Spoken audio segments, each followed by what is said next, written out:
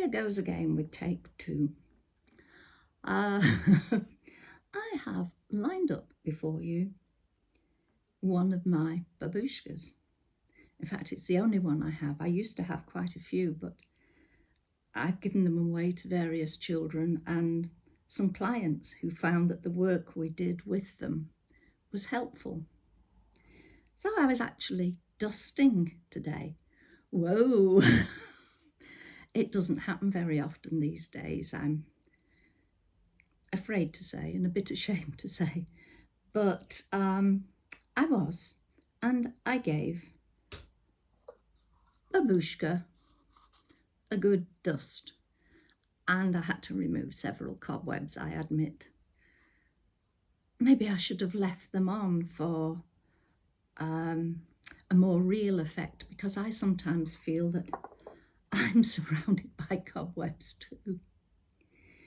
But the reason this is take two is that this poor little baby babushka slipped from my fingers, bounced on the table and down the back of the table. And even though I'm told that I should now be able to pause videos, it didn't want to know. So, sorry, I've apologised to the baby. Please don't report me for child abuse. Returned to the family. So we've got baby, we've got childhood, we've got youth, we've got middle age, and we've got old age. But they're all part of the same being.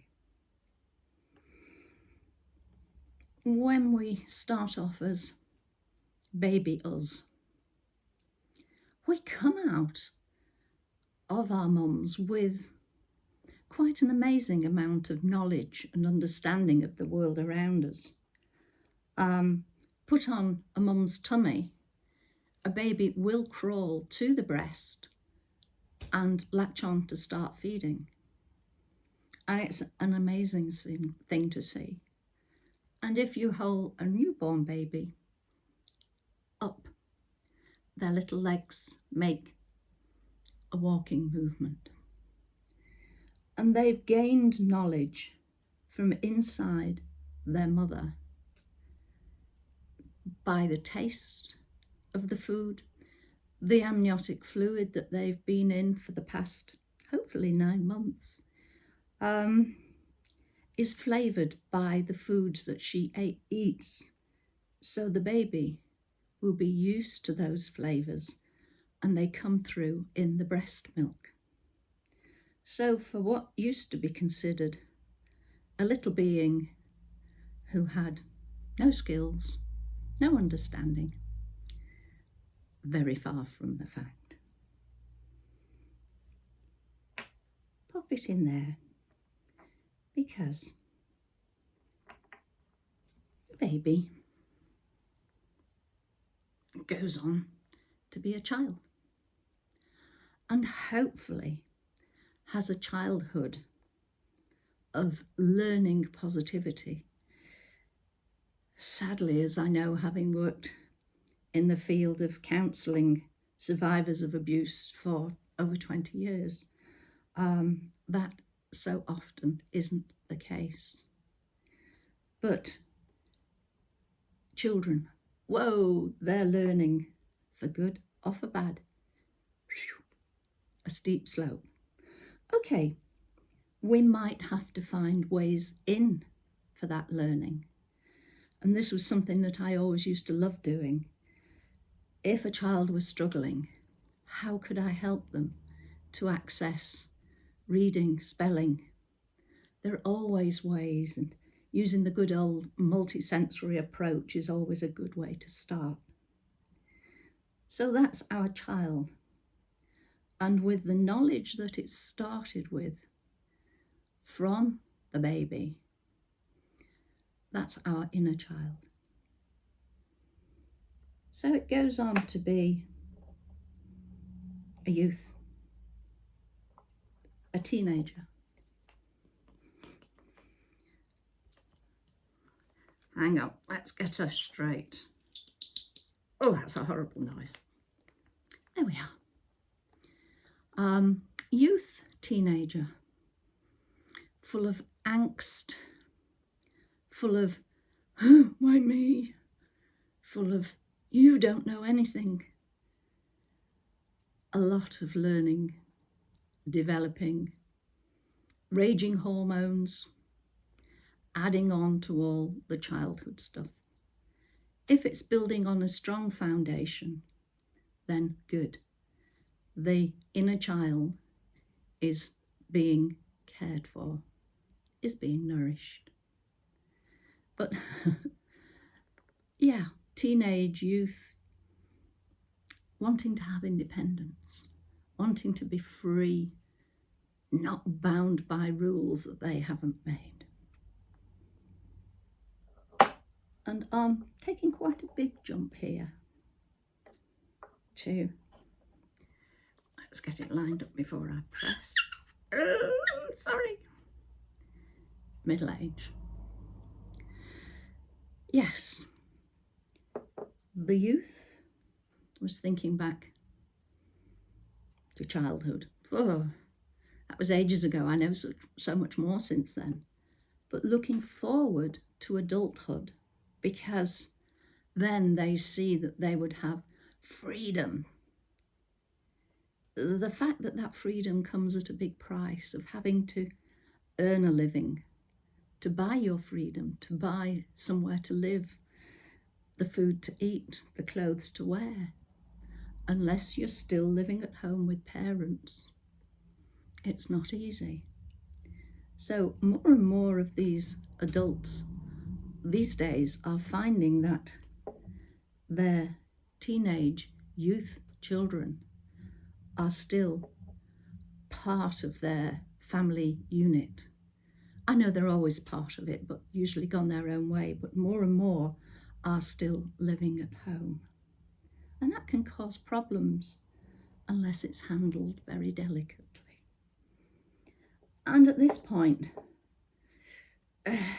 so many are starting to plan for their old age. What can I do in retirement? Will I stay where I am? Will I downsize?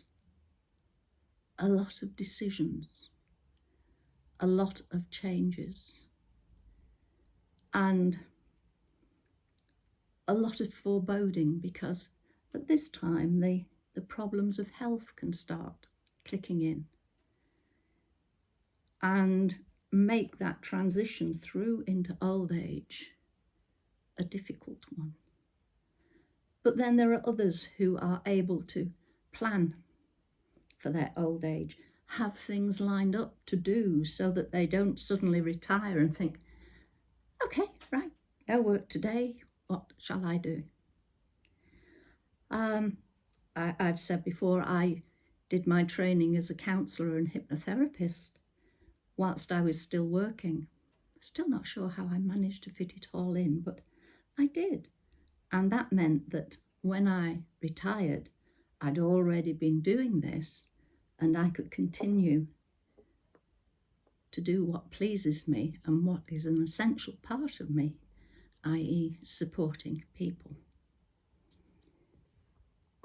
Then we come to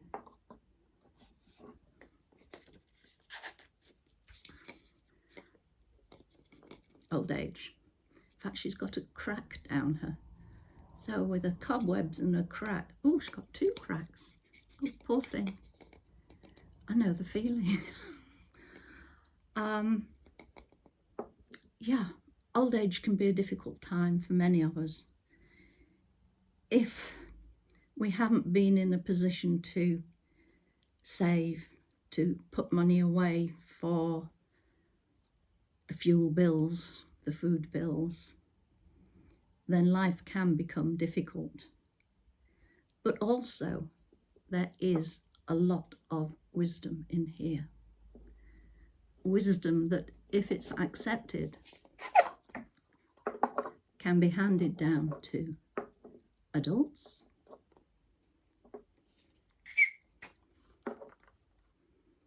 to youths.